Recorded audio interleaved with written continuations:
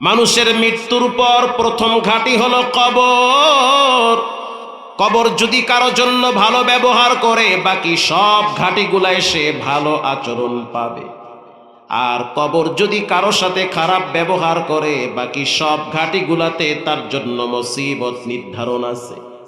আল্লাহর নবী বলেন, যখন একটা মানুষের লাশ কবরে শোয়ায় দেওয়া হয়, উদি আল মাইয়িতু ফি কবরিহি জা আল কুরআন ওয়াসসালাতু আন ইয়ামিনিহি। এক নম্বরে কোরআন তার মাথার কিনারায় বন্ধু হিসেবে দাঁড়িয়ে যায়, আল্লাহু আকবার বলেন। দুই নম্বরে নামাজ দাঁড়ায় বলে, সাবধান, ডান পাশ দিয়া চাপ দিতে পারবা না, আমি হইলাম নামাজ। কবরের শাস্তি সত্য, কবরের আযাবের খবর পশু পাখির কাছে আছে। মানুষ যদি কবরের শাস্তি দেখতো, শুনতো, তাহলে কোন যুবক কাজ করতে পারত না, পাগল হয়ে জংলায় চলে যেত। কবরের আযাব সত্য, যদি বাঁচতে চান তাহলে প্রতিদিন নিয়মিত 5 ওয়াক্ত সালাত আদায় করেন। কারণ কবরের প্রথম প্রশ্ন হবে, মান রব্বুকা, তোমার রবের নাম কি? রব শব্দের প্র্যাকটিসের জায়গা হলো নামাজ, আল্লাহু আকবার বলেন। যখন আপনি নামাজে দাঁড়ান, নামাজে দাঁড়াবার পর প্রথম আপনি সূরা ফাতিহা পড়েন, আলহামদুলিল্লাহি রাব্বিল আলামিন বলেন। রব শব্দ আছে না নাই? এরপরে যখন আপনি রুকুতে যান, জিহ্বা নাড়ায় পড়েন সুবহানা রাব্বিয়াল আযীম বলেন, এখানেও রব আছে না নাই? যখন আপনি সোজা হয়ে দাঁড়ান, সামি আল্লাহু লিমান হামিদা রব্বানা লাকাল হামদ বলেন, রব আছে না নাই?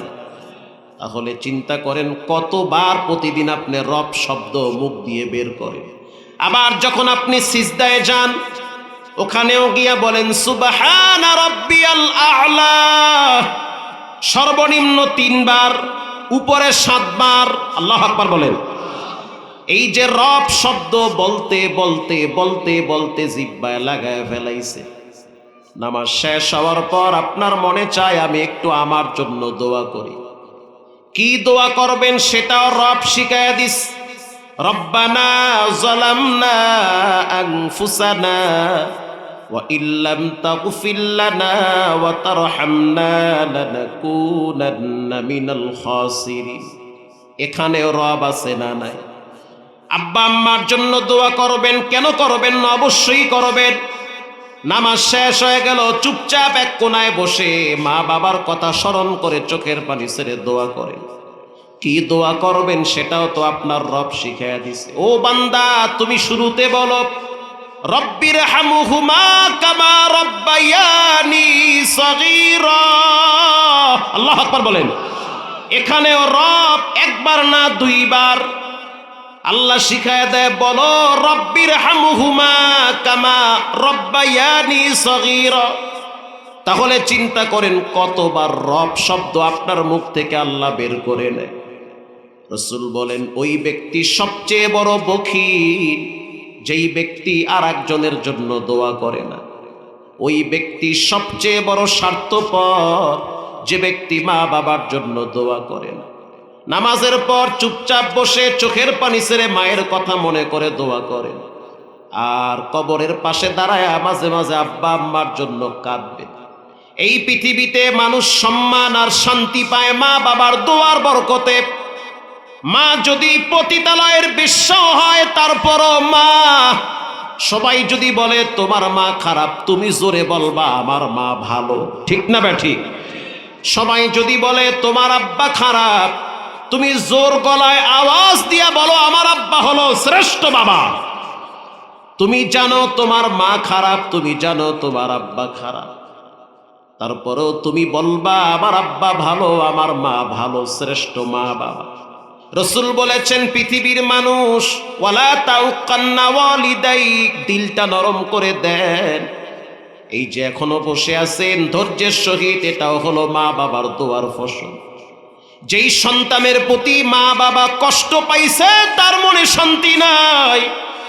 যেই মা বাবা সন্তানের প্রতি লানত দেয়, ওই সন্তান ভালো থাকতে পারে না। নবীজি বলেন ওয়ালা তাউক্কান্না ওয়ালিদাই ওয়া ইন আমারাকা আন তাখরুজা মিন আহলিকা ওয়া মালি, কখনোই আব্বা আম্মার সাথে নাফরমানি করবা না। নাফরমানি করবা না বিষয়টা এমন না, প্রয়োজনে সম্পদ যদি ছেড়ে দিতে হয় ছেড়ে দাও, তারপরেও মা বাবাকে ছাড়া যাবে না। প্রয়োজনে যদি তোমার সন্তান আর স্ত্রী তারাও তোমার বিরুদ্ধে যায়, তুমি কিন্তু তোমার মায়ের পক্ষে থাকবা, ঠিক না বেঠি? তোমার অ্যাকাউন্টে টাকা আছে 10 লাখ, তুমি চিন্তা করলা জায়গা কিনবো 4%, হঠাৎ খবর পাইলা বাবা অসুস্থ হয়ে গেছে, ডাক্তারখানায় নিলা, ডাক্তার বলল অপারেশন করতে হবে, টাকা লাগবে 5 লাখ। একদিকে টাকার মহব্বত আর একদিকে বাবার রক্তের টান, আপনি শরীরটাকে ছাইরা দিয়া স্পষ্ট ভাবে বলেন টাকা যায় যাক, তারপরেও বাবার চিকিৎসা লাগবে। নবী বলেন ওয়া ইন আমারাকা আন তাখরুজা মিন আহলিক, আহাল মানি পরিবার, আহাল মানি বউ, আহাল মানি বাচ্চা কাচ্চা। আজ স্ত্রী আর সন্তান পাইয়া মা বাবাকে কষ্ট দাও, খুবই সাবধান। চূড়ান্ত পর্যায়ের বেয়াদবি যারা স্ত্রী আর সন্তানের কথায় চলে, মা বাবাকে অবহেলা করে। অনেক সন্তান আছে বড় হওয়ার পরে মা বাবার পকেট খরচ দেয় না, অথচ স্ত্রীর পকেট খরচ দেয়, সন্তানের পকেট খরচ দেয়, বৃদ্ধ বাবার খবর নেয় না, তার পকেট খরচও দেয় না। আপনার উচিত প্রতি মাসে প্রতি সপ্তাহে বাবার কিছু পকেট খরচ দেওয়া, কারণ বাবারও কিছু হাত খরচ লাগে কি লাগে না। মাকে গোপনে কিছু টাকা দেন, আমি বলি নাই, রব বলেছেন ইয়াসআলুনাকা মাযা ইউনফিকুন, টাকা পয়সা ব্যয় করব কোথায়? আল্লাহ বলেন মা আনফাকতুম মিন খাইরিন ফালিল ওয়ালিদাইনি ওয়াল আকরাবিন, টাকা পয়সা ব্যয় করার প্রথম খাত হলো মা আর বাবা। এক দিবা রব 70 বাড়ায়া দিবে, এদিক দিয়ে দিবা আর এক দিক থেকে রব্বুল আলামিন বরকতের ভান্ডার খুলে দিবে। এজন্য নবী বলেছেন যার আব্বা আম্মা বেঁচে আছে দিল থেকে দোয়া করো, তাদের জন্য টাকা পয়সা ব্যয় করো, কৃপণতা কইরো না, কারণ মা বাবা বড় দামি সম্পদ। যতদিন বেঁচে ছিল নিঃস্বার্থভাবে দোয়া করছে, কবরে গেছে, তোমার জন্য নিঃস্বার্থ দোয়াওয়ালা ব্যক্তি পাওয়া যাবে না। যখন আপনি দোয়া করবেন সেখানেও রব শিখায় দেয়, তুমি বলো রব্বির হামহুমা কামা রব্বায়ানি সগীরা। রব শব্দ বারবার বলতে বলতে জিহ্বার ভিতরে লাইগা যায়। যখন মানুষ হঠাৎ কবরে যায় আর ফেরেশতা যখন প্রশ্ন করে মান রব্বুকা, তোমার রবকে, তখন ভিতর থেকে আওয়াজ রব্বি আল্লাহ, আমার রব একজন, চিৎকার মেরে বলেন তিনি হলেন কে?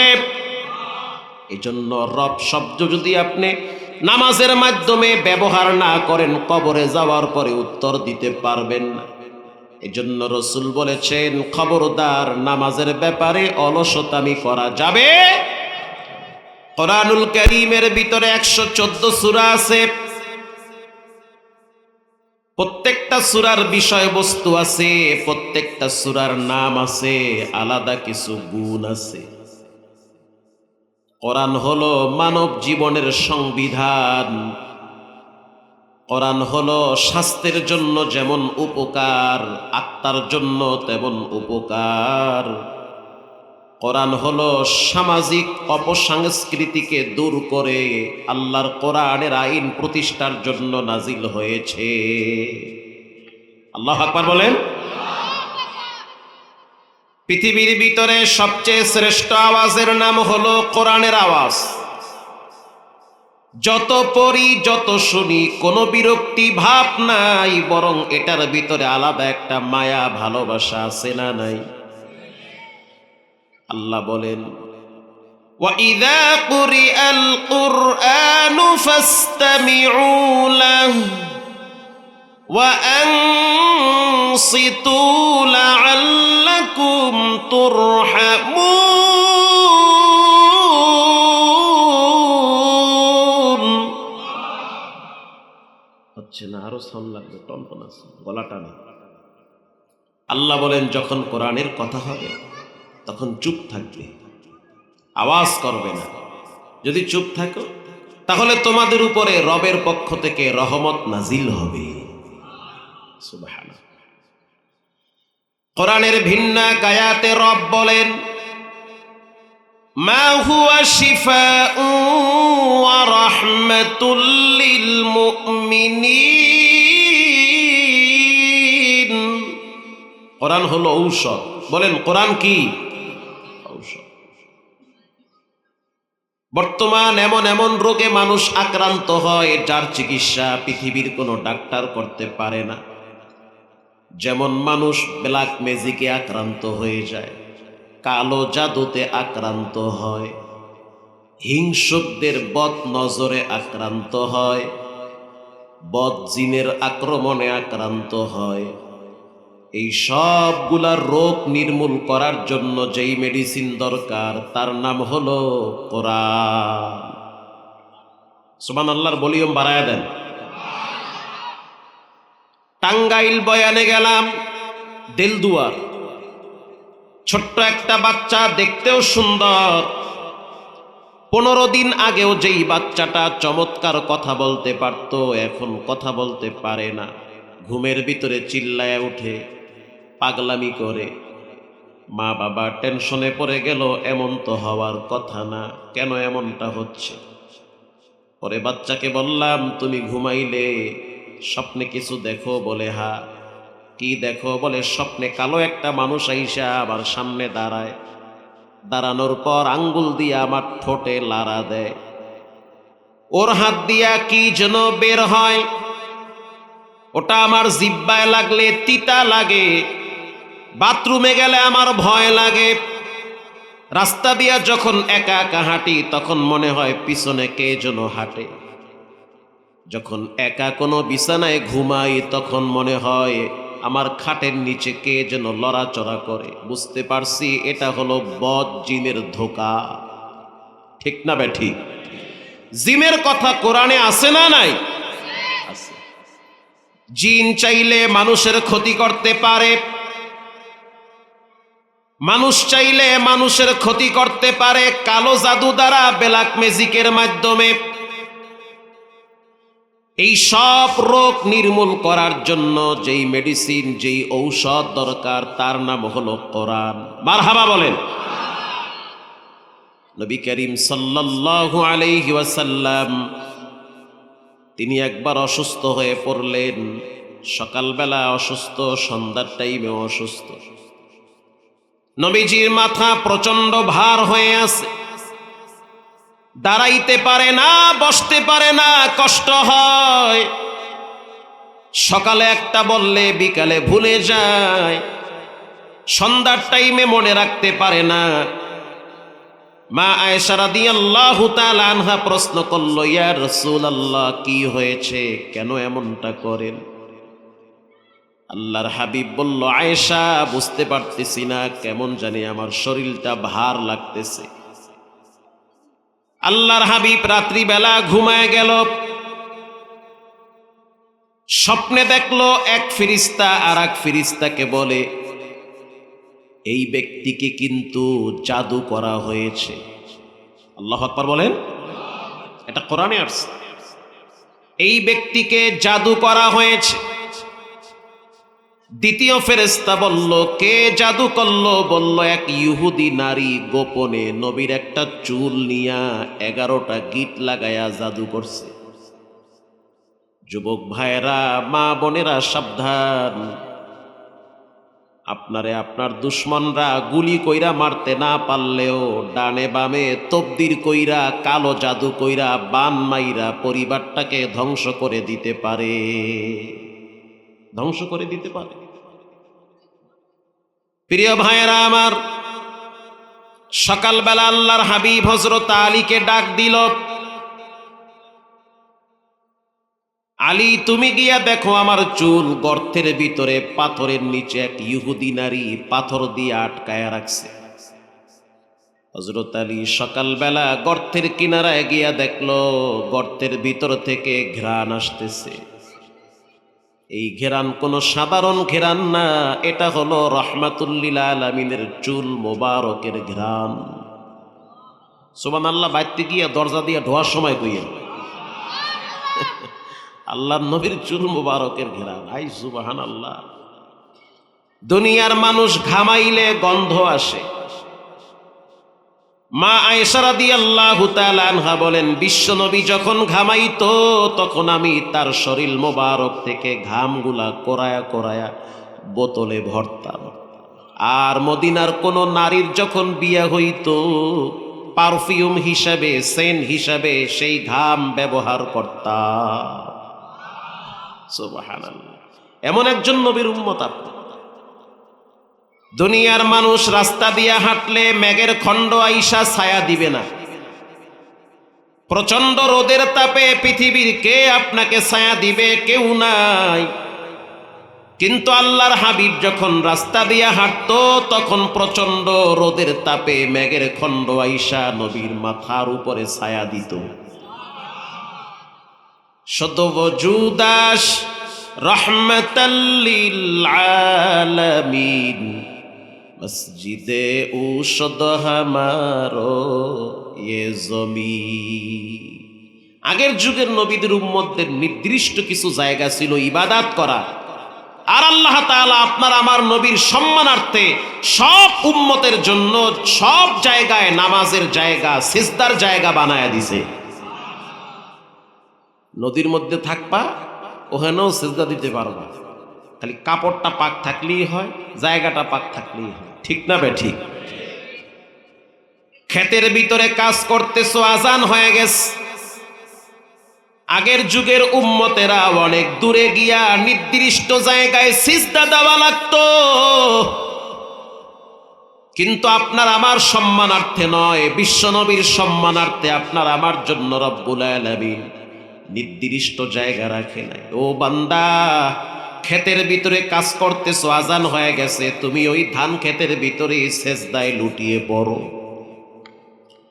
এসি রুমের ভিতরে যেই লোকটা নামাজ পড়ে তার যেই মর্যাদা, কৃষক যদি ক্ষেতের ভিতরে সিজদা দেয় কৃষকের মর্যাদা আরো বেশি। ঝড় তুফান শুরু হয়ে গেছে, সমুদ্রের মাঝখান দিয়া জাহাজ চলতেছে। তুফানের বাড়িতে বাড়িতে জাহাজ ভেঙ্গে চুরমার হয়ে গেছে। একজন গর্ভবতী নারী একটা তক্তার উপরে ভাসতেছে। ইন দি মিন টাইমে তার বাচ্চা প্রসবের সম্ভাব্য চলে আসছে। পেটের ভিতরে ব্যথা, কেন বাচ্চায় লাথি মারছে, মাথা ঘুরাইতেছে, কিন্তু তার সেন্স আছে যে আমি এখন তক্তার উপরে আছি। ওই সময়ও যদি নামাজের ওয়াক্তের কথা মনে থাকে, ইশারায়ও ওই মুসিবতে মহিলাকে নামাজ পড়তে হবে। চিন্তা করেন নামাজের বিধান কি। আর আমগো মা খালারা হারাদিন কিরণমালা আর জি বাংলার রিমোট নিয়ে হইয়া থাকে, নামাজও পড়ে না। আসতে বলবেন না, জোরে বলেন। পোলা এক রুমে পাবজি এই বরকত নিয়ে ব্যস্ত, মাইয়া আর এক রুমে কিরণমালা, আর সাহেবে তো চার দোকানে বিরিয়ার টিভি নিয়ে ব্যস্ত। এটাই হলো সংসার। খাইয়া লইয়া জীবন পার করো। দুই পোলা ইটালি, তিন মাইয়া লন্ডন, খাওয়া জম্মের খাওয়া। হারা জীবনের ১.৫ তলা একটা ঘর বানাইছে, বাস এটাই হলো শান্তির জিন্দেগি। এবার বলেন, সব ক্ষমতার মালিককে। পৃথিবীর মানুষ যখন রাস্তা দিয়ে হাঁটতো, কোন গাছ তার সম্মানার্থে মাথা চুকায় দিত না, কিন্তু নবীজি যখন রাস্তা দিয়ে হাঁটতো দুই পাশের গাছ মাথা নোয়া নবীর কদম চুম্বন করত। এটা নবীর মুজিজা। তার সম্মান, তার ইজ্জত কে দিয়েছে? আল্লাহ তাআলা দিয়েছে। আপনি সেই নবীর উম্মত, আপনি গর্বের সহিত বলবেন আমি শেষ নবীর উম্মত, আমার নবী তোমার নবী বিশ্ব নবী মুস্তাফা। ঠিক না বেঠিক? এটা আপনি গর্বের সহিত বলবেন। প্রিয় ভাইয়েরা আমার, হযরত আলী রাদিয়াল্লাহু তাআলা আনহু চুল মোবারকটা হাতে নিল, হাতে নেওয়ার পর দেখলো 11টা গিট লাগানো আছে। হযরত আলী বলল, আমি তাকায় দেখলাম চুলের চতুর্দিক থেকে নূরের বাতি চমকাইতেছে, কারণ শ্রেষ্ঠ নবীর চুল মোবারক। হযরত আলী চুলটা নিয়ে নবীর দরবারে গেল। ইন দি মিন টাইমে হযরত জিবরাইল আইসা হাজির হয়ে গেছে। ওগো আল্লাহর হাবিব, 11টা গিট লাগানো আছে, এক ইহুদি নারী আপনাকে শেষ করার জন্য জাদু করছে, আর রব্বুল আলামিন এই 11টা গিট নষ্ট করার জন্য ঔষধ পাঠায় দিছে। এই ঔষধ দুইটার নাম হলো সূরা নাস আর ফালাক। আপনি একটা আয়াত পড়েন, কুল আউযু বিরাব্বিল ফালাক মিন শাররি মা খালাক। একটা আয়াত পড়েন, ফু মারেন, দেখবেন একটা গিট খুলে যাবে। দুইটা সূরার ভিতরে 11টা আয়াত আছে, তেলাওয়াত করেন, দেখবেন 11টা গিট একটা একটা করে খুলে যাবে। সব উম্মতদেরকে জানায়া দেন, তারা যদি প্রতিদিন ঘুমাবার আগে সূরা নাস ফালাক তেলাওয়াত করে ঘুমায়, রব্বুল আলামিন জাদুর আক্রমণ থেকে তাদেরকে হিফাজত করবে। এটা হলো জাদু, ব্ল্যাক ম্যাজিক আর হিংসুকদের চোখ থেকে বাঁচার জন্য এই দুই সূরা ঔষধ হিসাবে নাজিল করেছেন কে? এজন্য নাস ফালাক পড়বেন। নবীজি তার প্রিয় কন্যা ফাতেমা রাদিয়াল্লাহু তাআলা আনহাকে প্রায় বলতেন যে সূরা নাস ফালাক পড়বা, ওইরা শরীরে দম করো। মালয়েশিয়া থাকে আমার এক ভক্ত, আমি দেখাইতে পারলে আপনি আরো বেশি বিশ্বাস করতেন। অত কয়েকদিন ধরে বলতেছে, হুজুর কাজ করি কিন্তু হাত পাও কাঁপে, খুব কষ্ট লাগতেছে, শান্তি পাই না। আমি বইলা দিছি 4 কুল পরে, 4টা কুল পরে, ওইরা শরীরটাকে দম করেন। বন্দুকের গুলি মিস হতে পারে, কোরআনের আয়াত মিস হতে পারে না, কিন্তু ইয়াকিন থাকতে হবে, রবের প্রতি বিশ্বাস থাকা লাগবে। 4টা কুল পরে, কুল ইয়া আইয়ুহাল কাফিরুন, কুল হুয়াল্লাহু আহাদ, কুল আউযু বিরাব্বিল ফালাক, কুল আউযু বিরাব্বিন নাস। কয় কুল হলো? 4টা কুল পড়তে লাগে মাত্র 1.5 মিনিট। 1.5 মিনিট সময় যদি হাতে না হয় তো হিংসুকরা যখন দুশ্মনী করবে তখন 13 বছর বিছানায় লেডায়া থাকবেন, কোনো দিকে যাওয়ার সুযোগ পাইবেন না, বাঁচতে চাইলেও বাঁচতে পারবেন না। বাংলাদেশের ঘরে ঘরে ব্ল্যাক ম্যাজিক আর জাদুর আক্রমণ বাড়তেছে। কোনো রোগ নাই, ডাক্তারের লিস্ট ধরায়া দিছে, কি করো, টেস্ট করো। টেস্ট করছে, ঠিক আছে, পজিশন ভালো, আবার টেস্ট করো। মানে টেস্টের কোয়ালিটি এত বেশি, চুল টেস্ট করে, জিহ্বা টেস্ট করে, নাক টেস্ট করে, আগামুতা টেস্ট করে, খালি টেস্ট। টেস্ট দাও আর টেহা নাও, কথা কন না কা? ওরে টাহা, টেস্ট আর টাহা। লাস্টে কয় না ঠিক আছে, তবে এই যে কয়েকটা ওষুধ দিয়ে দিলাম, খান ঠিক হয়ে যাবে। এত এত টেস্ট দিলাম কা? আগে এত ছাতার মাথার টেস্ট ছিল না, মানুষ যা খাইতো হজম হইতো। এই টেস্টের গজব বাড়তে বাড়তে যা খায় সব বিষ হয়, তারপরও শান্তি না। প্রিয় ভাইয়েরা আমার, রাগ করতেছেন? একটু করেন রাগ, রাগ করা ভালো। প্রিয় ভাইয়েরা আমার, যেই নারীর বিবাহ হয় না, বারবার প্রস্তাব আসে কিন্তু ভেঙ্গে যায়। আল্লামা জালালউদ্দিন সুয়ুতি রাহিমাহুল্লাহ লেখেন, মেয়ে বড় হয়েছে কিন্তু বিবাহের প্রস্তাব আসে, দুশ্মনরা ভাঙ্গানি দিয়া বিবাহ নষ্ট করে দেয়। আছে না নাই? জালালউদ্দিন সুয়ুতি বলেন, পৃথিবীর নারীরা, তোমরা কোরআনের এই সূরাটা প্রতিদিন পড়ো।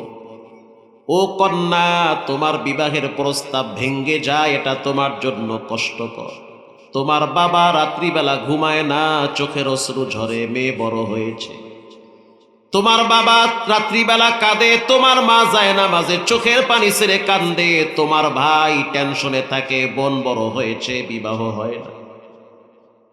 আল্লামা জালালউদ্দিন সুয়ুতি বলেন, কোন নারীর যদি বিবাহ না হয়, প্রস্তাব ভেঙ্গে যায়, ওই নারী যেন রাত্রিবেলা পবিত্র বিছানায় শোয়, বিছানার চাদরটা যেন পবিত্র হয়, যেই জামাটা পরিহিত আছে জামাটাও যেন পবিত্র থাকে। আর আউযুবিল্লাহ বিসমিল্লাহ পইরা ৮০ বার যেন সূরা কাউসার তেলাওয়াত করে। ইন্না আ'তাইনাকাল কাউসার ফাসাল্লি লিরাব্বিকা ওয়ানহার ইন্না শানিআকা হুয়াল আবতার। ২০ বার পড়তে মাত্র সময় লাগে, ৮০ বার পড়তে সময় লাগে মাত্র ৩০ মিনিট। ঠিক না বেঠিক? বেশি দিন লাগবে না, অচিরেই সে বুঝতে পারবে তার জন্য ভালো ভালো ঘর থেকে প্রস্তাব আসতেছে। এই বয়ান যখন মুন্সিগঞ্জে করলাম টঙ্গিবাড়িতে ২ বছর আগে, টেলিফোন আসলো, হুজুর আল্লাহর দয়ায় অনেক ভালো ভালো ফ্যামিলির ছেলেরা মেয়েদেরকে বিবাহ করে নিয়ে গেছে। আল্লাহু আকবার বলেন। ৮০ বার সূরা কাউসার তেলাওয়াত করবেন। এই সূরাটাকে বলা হয় শানে রাসূল। ২টা সূরাকে বলা হয় শানে ইলাহি, শানে রাসূল। সূরা ইখলাসকে বলা হয় শানে ইলাহি। ইখলাস নাজিল হয়েছে রব্বুল আলামিনের নিজের পরিচয় দিয়া। কেউ যদি সূরা ইখলাস একবার তেলাওয়াত করে, রাসূল বলেন ১০ পারা কোরআন পড়ার নেকি জমা হয়ে যায়। এই সূরাটা নাজিল হয়েছে আল্লাহর পরিচয় দিয়ে। কেউ যদি সূরা ইখলাস ৩ বার তেলাওয়াত করে, সে যেন মনে রাখে তার রব ১ খতম কোরআনের নেকি তার আমলনামায় জমা করে দিয়েছে। এই ৩টা সূরা তেলাওয়াত করতে ৩ বার পড়তে সময় লাগে মাত্র ১.৫ মিনিট। এই ১.৫টা মিনিট সময় যদি আপনার না হয়, তাহলে আপনার কি সময় হবে? রাত্রিবেলা ঘুমাবার আগে সূরা ইখলাস ৩ বার পড়েন। রাস্তায় হাঁটতেছেন, সূরা ইখলাস ৩ বার পড়েন। বাইহাকির হাদিস, নবীজি বলেন, বড় লোকের বাড়ি গাড়ি দেখা মনে কষ্ট নিও না রে গরিব। আল্লাহর কোরআনের প্রতি ভালোবাসা রাইখা সূরা ইখলাস যদি কেউ ১০ বার পড়ে, নবীজি বলেন কিয়ামতের ময়দানে ওই ব্যক্তির জন্য জান্নাতে একটা স্বর্ণের বিল্ডিং ঘর তৈরি করে দেওয়া হবে। আমি বলি নাই, রাসূল বলেছে। অতএব সাবধান সাবধান, দুনিয়ার সময় যেভাবে নষ্ট করতেছেন, এক সময় বুঝবেন সময়ের কি মূল্য। সময়টাকে ভালো কাজে ব্যয় করে। যাদের পিছনে সময় দেন তারা কেউ বন্ধু না। স্বার্থে আঘাত লাগলে দল থেকে নাম কাইটা দেয়, আবার মামলাও দেয়। কখনো কখনো লাশ ধান খেতে পাওয়া যায়। আসতে বলবেন না, জোরে বলেন, ঠিক না বেঠিক? দল, নেতা, নেত্রী সবাই স্বার্থপর, এমনকি ঘরের মানুষগুলাও স্বার্থপর। ইনকাম যদি ভালো থাকে, বাচ্চা কাচ্চা, স্ত্রী সবাই আপনাকে সম্মান করে, মূল্যায়ন করে। ইনকাম যদি না থাকে, ঘরের মানুষগুলার চেহারাও কালো হয়ে যায়। ৩০ বছরের সংসার ভেঙে যায়, অভাব নাই। কত আনন্দ, কত এনজয়, দাম্পত্য জীবন সুন্দর চলতেছে, কেন ভাঙলো? অন্যতম কারণ হলো হয়তো কারো স্বার্থে আঘাত লাগছে। এই বাচ্চাগুলো এত কথা কইলে আমি কেমনে অস্কিন? একটু থামো বাবা, তোমরা একটা কথা বলবা না, চুপ করো। এগো কইছি মসজিদে গেলে কথা কইলে আপনারা কিছু কইবেন না। এরা কয় হুজুর আপনারা জ্বালামো সবাই আগে, আপনি কইবেন যে এদিকে সবটির উড়াই দেখেন। চুপচাপ থাকো, কথা শোনো। তাকবীর দেন, নারায়ে তাকবীর। প্রিয় ভাইরা আমার, দুনিয়া বড় স্বার্থপরের জায়গা। নিঃস্বার্থভাবে একজন আপনারে সবচেয়ে বেশি ভালোবাসেন, তিনি হলেন কে? কোরআনুল কারীমের ভিতরে একটি সূরা আছে, সূরার নাম হলো সূরা জিলজাল। জিলজাল। আল্লাহর রাসূল বলেন, কেউ যদি জিলজাল 2 বার পড়ে, দুনিয়ায় চলতে টাকা লাগে, টাকা নাই তো কেউ জিগায় না। আর যেদিন চোখ বন্ধ হবে, মইরা যাবেন, ওদিন বুঝবেন কোরআনের প্রত্যেকটা হরফের কি পরিমাণ মূল্য হবে কবরে। আল্লাহর রাসূল বলেন, কেউ যদি সূরা জিলজাল 2 বার তেলাওয়াত করে, তার আমলনামায় 1 খতম কোরআনের নেকি জমা হয়ে যায়।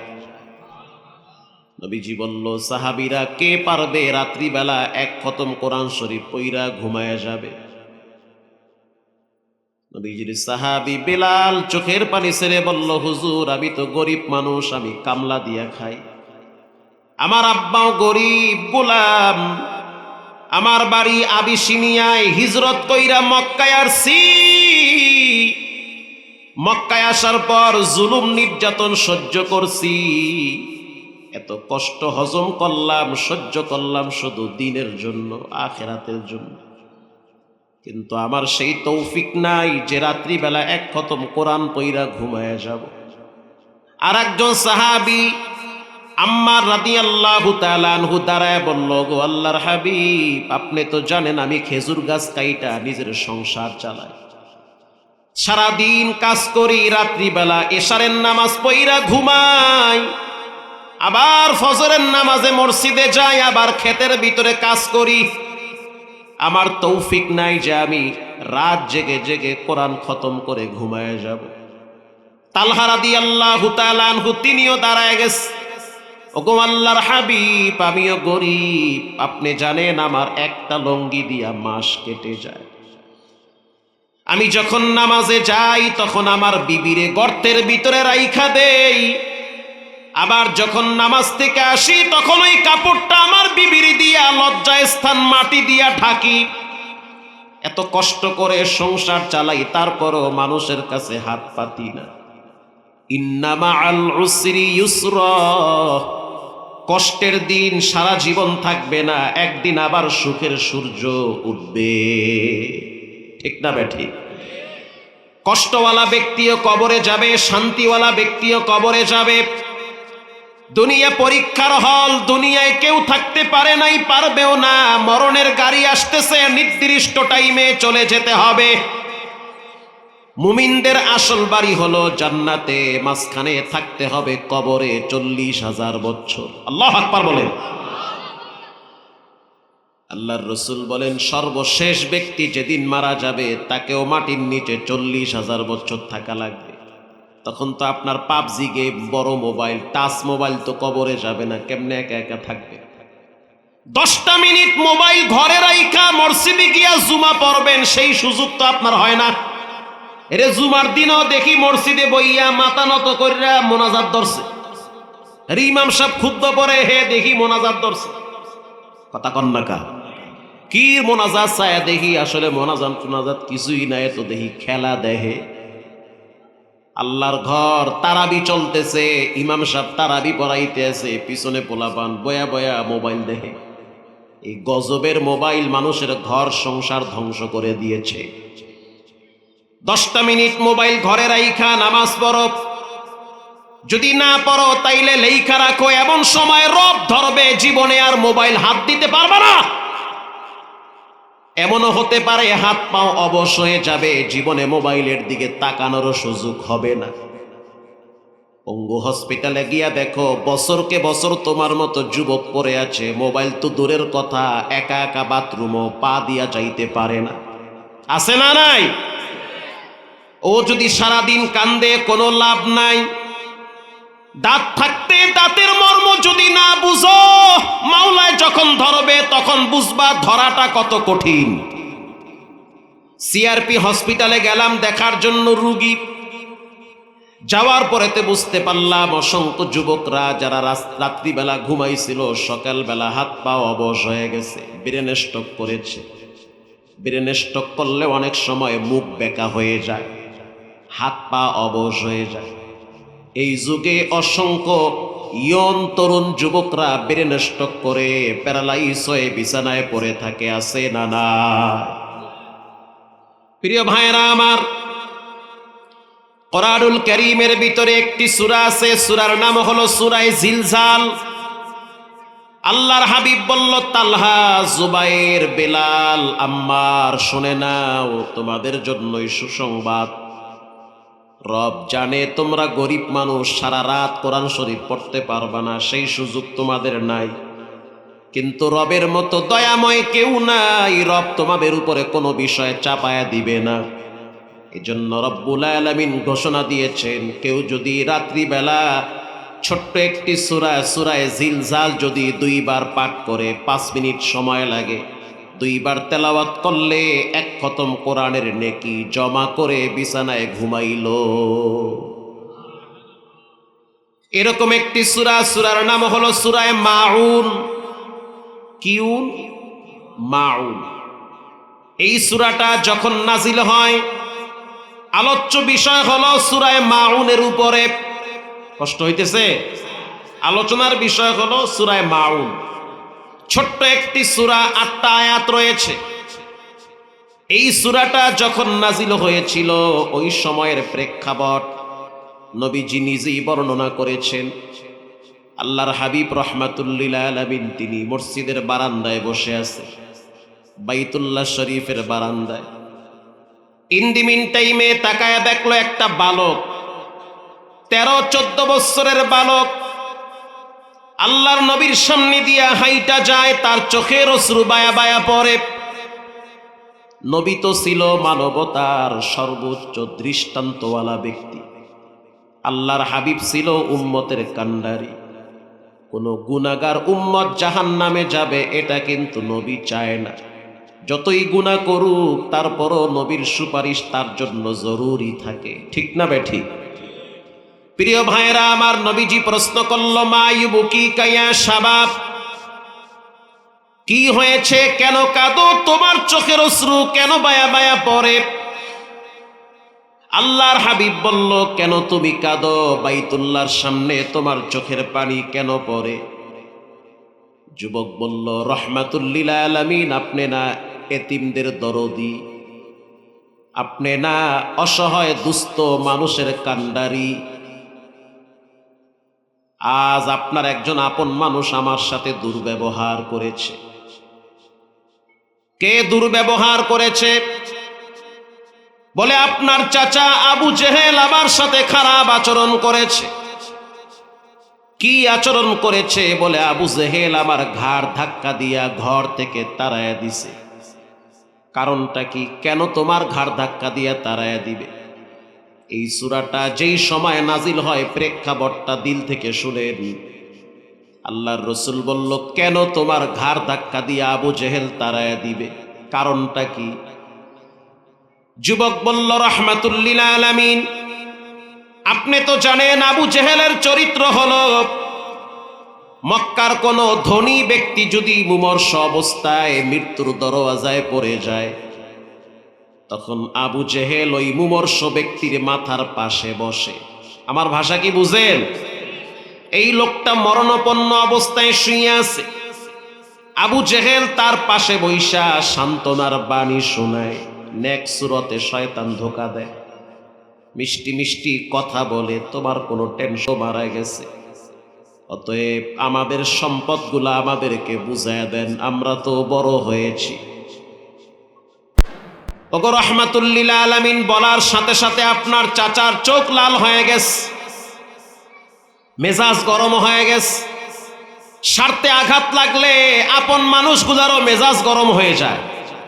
কথা কন না কেন?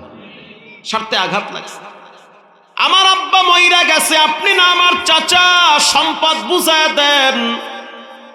যখন ছোট ছিলাম তখন খাইছেন, এখন বড় হইছি, এখন তো বুঝায় দিবেন। কিন্তু আবু জেহেল আমার ঘাড় ধাক্কা দিয়া ঘর থেকে তাড়াইয়া দিছে। নবীজি এবার এই যুবকরে নিয়া আবু জেহেলের বাড়িতে গেছে। সমস্ত তাফসিরের কিতাবে লেখা আছে, আপনি যেটাই খুলবেন সেটাই পাবেন। নবীজি এবার এই যুবকরে নিয়ে আবু জেহেলের বাড়িতে গেছে। যাওয়ার পরে বলল, চাচা সম্পদ বুঝায়া দেন, এতিমের চোখের পানি কিন্তু বিষের মতো, হজম করতে পারবেন না। আমি বলি নাই, রব বলেছেন, ইয়াকুলুনা ফি বুতুনিহিম নারা, কেউ যদি এতিমের সম্পদ মারিয়া খায়, সে যেন মনে করে জাহান্নামের আগুন তার পেটে ঢুকাইলো। ঠিক না বেঠি? সম্পদ দিয়ে দেন, হারাম খাইয়েন না, এ হারামের ভিতরে শান্তি নাই, দেন সম্পদ। আবু জেহেল বলল, ভাতিজা বেশি বয়ান দিও না। নাউজুবিল্লাহ বলেন। এত লম্বা বয়ান শুনতে চাই না, যার হিসাব সে করবে, তুমি কেন নাক গলাও? আল্লাহর হাবিব এবার কোরআনের আয়াত তার শোনায় দিল, ইয়াউমা লা ইয়ানফাউ মালু ওয়ালা বানুন ইল্লা মান আতাল্লাহা বিকলবিন সালিম। ও চাচা, এমন একটা সময় আসতেছে যেই দিন আপনার মাল কোনো কাজে আসবে না, সন্তান কাজে আসবে না। আবু জেহেলের সন্তানের নাম হলো ইকরিমা অথবা আকরামা। ইকরিমা যখন নবীর ভয়েতে মক্কা থেকে পালাইতেছিল, তখন নবীজির একজন কাছের মানুষকে বলল, কাছের মানুষ নবীরে বলল যে আপনি যখন ফতেমত মক্কা বিজয় করেছেন, নবীজি যখন মদিনার থেকে মক্কা বিজয় করার জন্য মক্কায় আসলো, অনেক বেঈমানরা পালাইতেছিল, দেশ ত্যাগ করতেছিল। আবু জেহেলের সন্তান দেশ থেকে পালাইতে লাগলো, যাইতে পারে না আরব সাগর। ইন্দিমিন টাইমে আবু জেহেলের সন্তানের বন্ধু আইসা বলল, ইকরিমা তুমি পালাইও না, মুহাম্মাদের মতো বড় দিলওয়ালা ব্যক্তি পৃথিবীতে আর কেউ না। আল্লাহু আকবার জোরে বলেন। পালাইও না, দেশ ছেড়ে যাইও না, থাকো মক্কায়। এবার ওই বন্ধু বলল, যদি তুমি মক্কায় থাকো, পালাইয়া না যাও, তাহলে আমি গ্যারান্টি দিলাম মুহাম্মদ তোমার গায়ে হাত তুলবে না। ইকরিমা বলল, যেই বেয়াদবি আমার আব্বায়ে করছে, হয়তো মুহাম্মদ প্রতিশোধ নিতে পারে। তখন ওই যুবক বলল, মুহাম্মদ প্রতিশোধ নিবে না, কারণ তিনি হলেন রাহমাতুল লিল আলামিন। তুমি যদি ঈমান আনো, কালেমা পড়ো, ইসলামের বাণী সৌন্দর্য যদি পছন্দ হয়, আমি গ্যারান্টি দিলাম মুহাম্মদ তোমাকে মাফ করে দিবে। ইকরিমা বলল, আমি প্রতিজ্ঞাবদ্ধ হইতেছি, আমি প্রতিশ্রুতি দিচ্ছি, আমি কালেমা পড়ব, কিন্তু শর্ত হলো আমাকে মাফ করতে হবে, দেশে থাকার অনুমতি দেওয়া লাগবে। এবার ওই যুবক নবীর কাছে গিয়া বলল, আবু জেহেলের সন্তান পালাইতেছিল, আমি বলছি মুহাম্মদ ক্ষমা করবে। আল্লাহর হাবিব মুস্কি হেসে দিয়ে বলল, সংবাদ শোনায় দাও, আমি ইকরিমাকে মাফ করে দিলাম। যদি সে ঈমান আনে, রব তাকে মাফ করবে। এবার ওই যুবক আবার চইলা গেছে, ইকরিমা পালাইও না, মুহাম্মদ তোমারে মাফ করছে। কেন মাফ করলো? নবী হইল দয়ার সাগর, রাহমাতুল লিল আলামিন। আল্লাহ বলেন, ওয়ামা আরসালনাকা ইল্লা রাহমাতাল লিল আলামিন।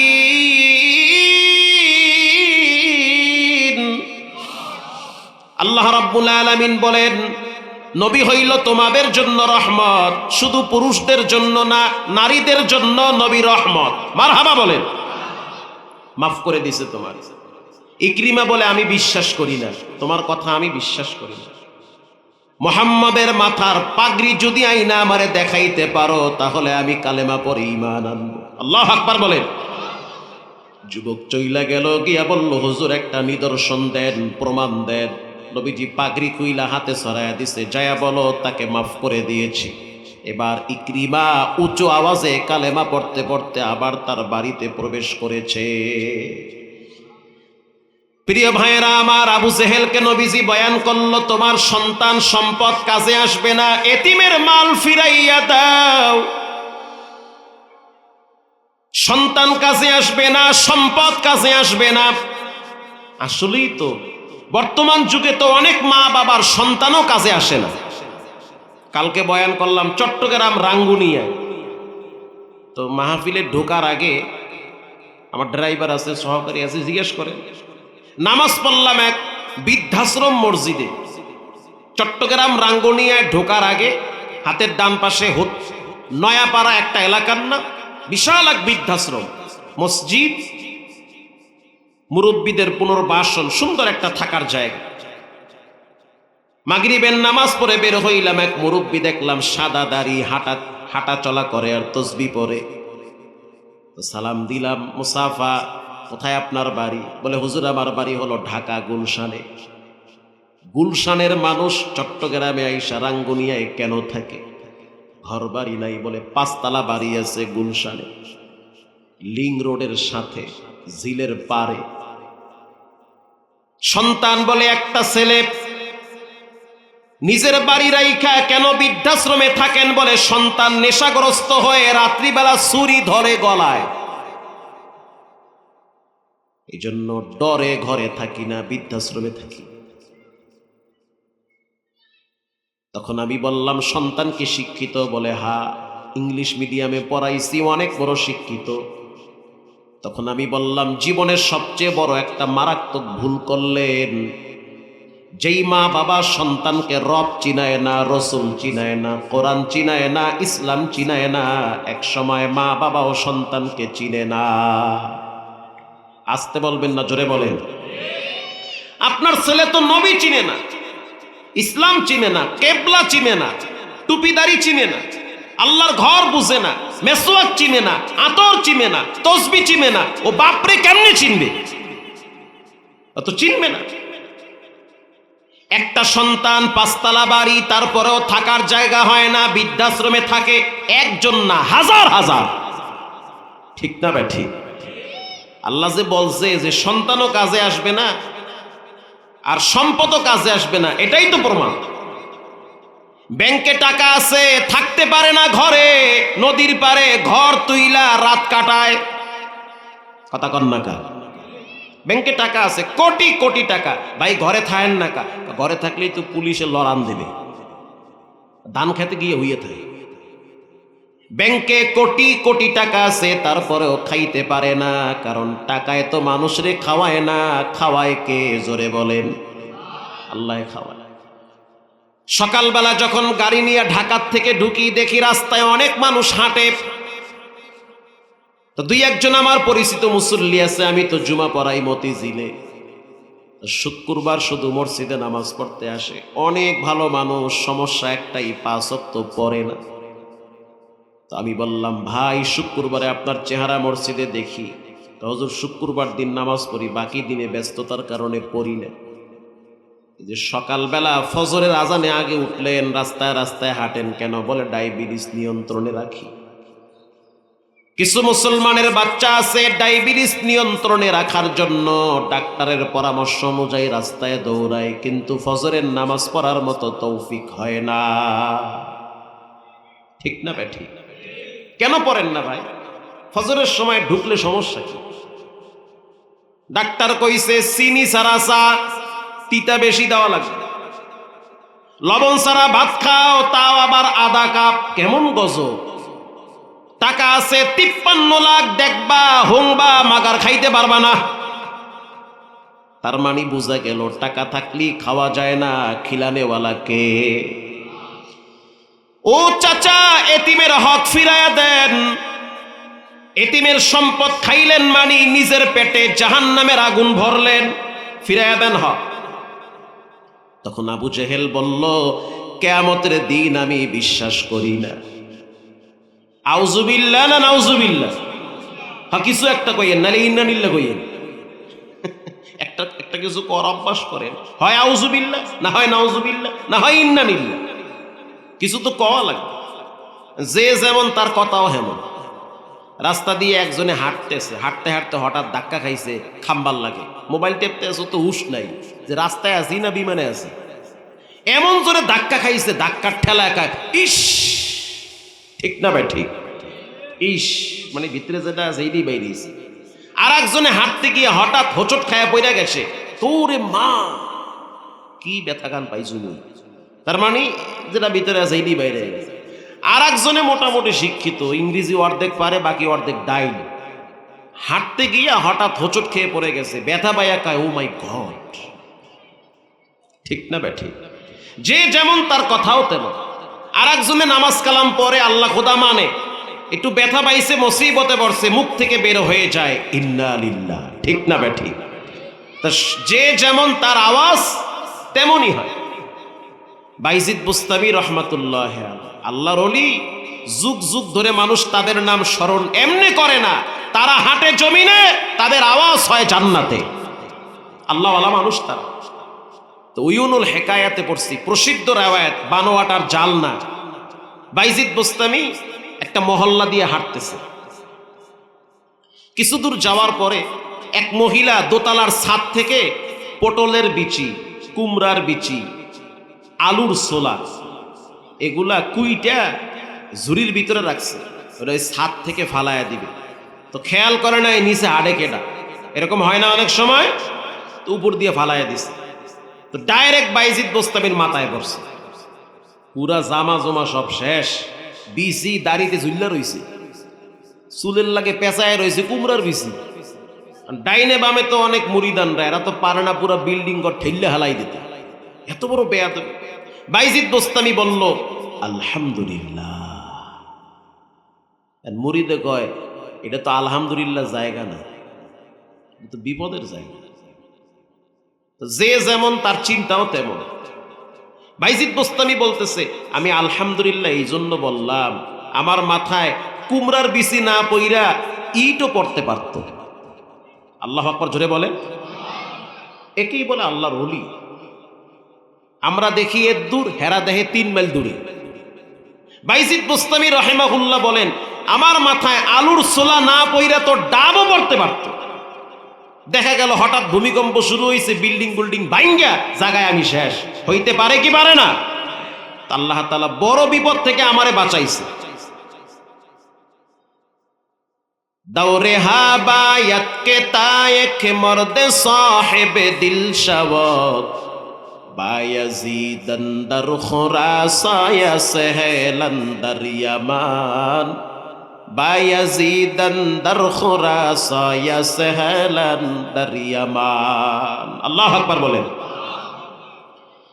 আবু জেহেল বলল কিয়ামত বিশ্বাস করি না। রব্বুল আলামিন তখন এই সূরাটা নাজিল করলো আরাআইতাল্লাযী ইউকাযযিবু বিদ্দীন। ওগো আল্লাহর হাবিব আপনি কি ওই ব্যক্তিকে দেখেছেন যেই ব্যক্তি বিচারের ময়দানকে বিশ্বাস করে না?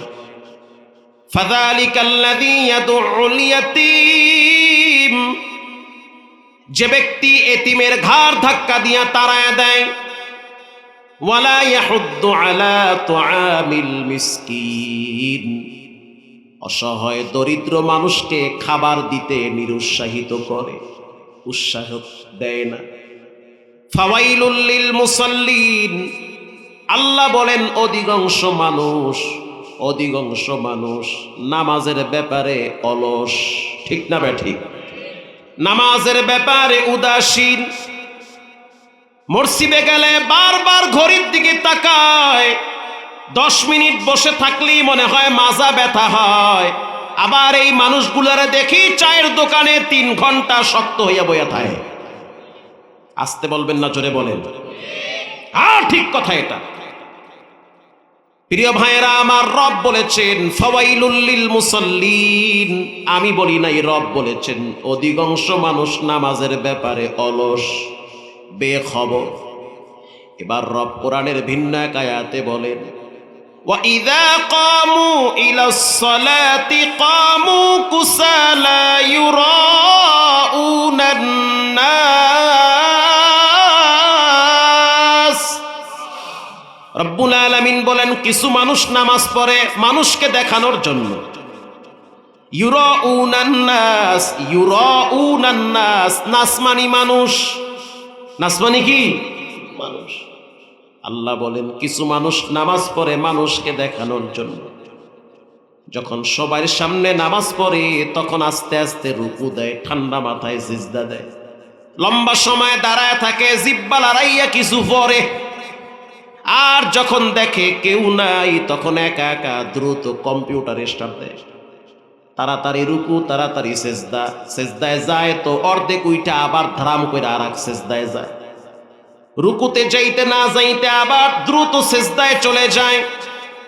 আল্লাহ রাব্বুল আলামিন বলেন ফাওয়াইলুল লিল মুসাল্লিন, অধিকাংশ মুসল্লিরা অলস কোম্পানির ম্যানেজার, এরা নামাজের ব্যাপারে সবচেয়ে বেশি অলস।